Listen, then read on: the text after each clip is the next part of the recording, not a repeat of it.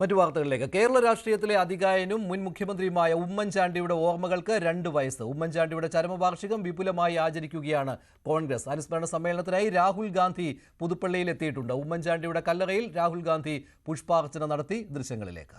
അനുസ്മരണ സമ്മേളനം രാഹുൽ ഗാന്ധി ഉദ്ഘാടനം ചെയ്യും. വിപുലമായ പരിപാടികളാണ് സംഘടിപ്പിച്ചിരിക്കുന്നത്. അല്പസമയത്തിനകം ഉദ്ഘാടന ചടങ്ങ് തുടങ്ങും.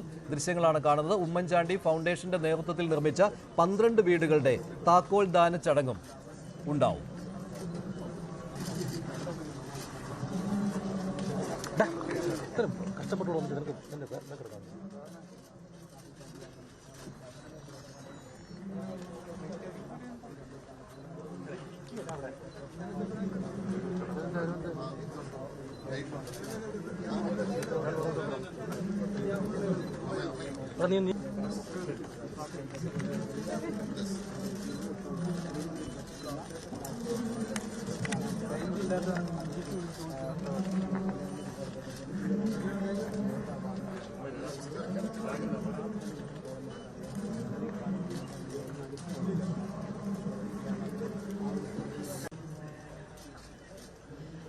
പുതുപ്പള്ളിയിൽ ഉമ്മൻചാണ്ടിയുടെ കല്ലറയിൽ നിന്നുള്ള ദൃശ്യങ്ങളാണ് കാണുന്നത്. രാഹുൽ ഗാന്ധി എത്തി. കൂടുതൽ വിവരങ്ങളുമായി ജി ശ്രീജിത്ത് ചേരുകയാണ്. ശ്രീജിത്ത്, എന്തെല്ലാം പരിപാടികളാണ് ഉള്ളത്? രാഹുൽ ഗാന്ധി എത്ര സമയം പുതുപ്പള്ളിയിൽ ഉണ്ടാവും?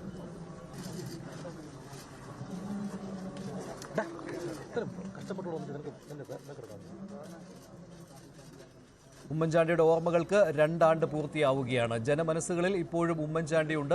കോൺഗ്രസ് നേതാക്കൾക്കും അണികൾക്കും ഇപ്പോഴും ഉമ്മൻചാണ്ടി ആവേശമാണ്. ഉമ്മൻചാണ്ടിയുടെ 2ാം ചരമവാർഷികം വിപുലമായി തന്നെ ആചരിക്കുകയാണ് കോൺഗ്രസ് പാർട്ടി. ഉദ്ഘാടന ചടങ്ങ് തുടങ്ങി. തത്സമയ ദൃശ്യങ്ങളാണ് ഇപ്പോൾ കാണുന്നത്. അരിമപുത്രനായിരുന്ന പ്രധാനപ്പെട്ട ഉമ്മൻചാണ്ടിയുടെ 2ാം ഓർമ്മ നാം ഇന്ന് ആചരിക്കുകയാണ്.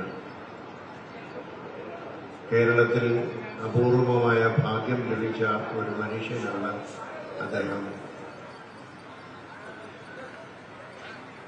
ഏറ്റവും ആദരണീയനായിരുന്ന അദ്ദേഹത്തെക്കുറിച്ച് ഒരു വാക്ക് മാത്രമേ പറയാനുള്ളൂ. അതായത് അദ്ദേഹം എല്ലാവരെയും വളരെ സ്നേഹിച്ചു എന്ന ഒരു വാക്യമാണ്.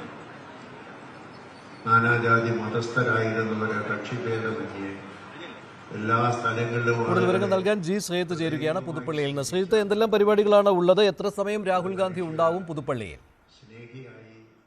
പ്രധാനമായും അനുസ്മരണ സമ്മേളനമാണ് മഞ്ജുഷ് ഇവിടെ നടക്കുന്നത്. ഇതിന് പിന്നാലെ 12 വീടുകളുടെ താക്കോൽ ദാനം നടക്കുന്നു എന്നുള്ളതാണ്. ഒപ്പം തന്നെ ഈ ശ്രുതി തരംഗം പോലെയുള്ള കേൾവി ശക്തി ഇല്ലാത്ത കുട്ടികളെ സഹായിക്കുന്നതിന് വേണ്ടിയുള്ള പദ്ധതി ഉമ്മൻചാണ്ടി നേരത്തെ ആവിഷ്കരിച്ചിരുന്നു. അതിന്റെ തുടർച്ചയായി ഇത്തരം പ്രവർത്തനങ്ങൾ തുടരുന്നതിന് വേണ്ടി സ്മൃതി തരംഗം എന്ന പേരിൽ പദ്ധതിയുടെ തുടക്കവും രാഹുൽ ഗാന്ധി നടത്തും. KPCC ആണ് ഈ പദ്ധതി നടത്തുക.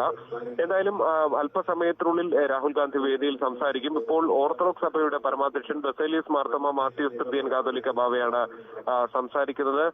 എല്ലാവരും സംസാരിക്കുന്നതിൽ ഉമ്മൻചാണ്ടിയുടെ പ്രവർത്തന രീതിയെക്കുറിച്ച് തന്നെയാണ് സംസാരിച്ച് രാഹുൽ ഗാന്ധി ഏതാണ്ട് 9:30 എത്തും എന്ന് അറിയിച്ചിരുന്നെങ്കിലും ഏതാണ്ട് 9:50 ഇവിടെ കല്ലറയിലെത്തി പുഷ്പാർച്ചന നടത്തിയത്. അതിനുശേഷമാണ് പള്ളിയിൽ സന്ദർശനം നടത്തി പള്ളിയിൽ ഓഫീസിലും കയറിയ ശേഷം ഈ വേദിയിലേക്ക് എത്തുകയായിരുന്നു.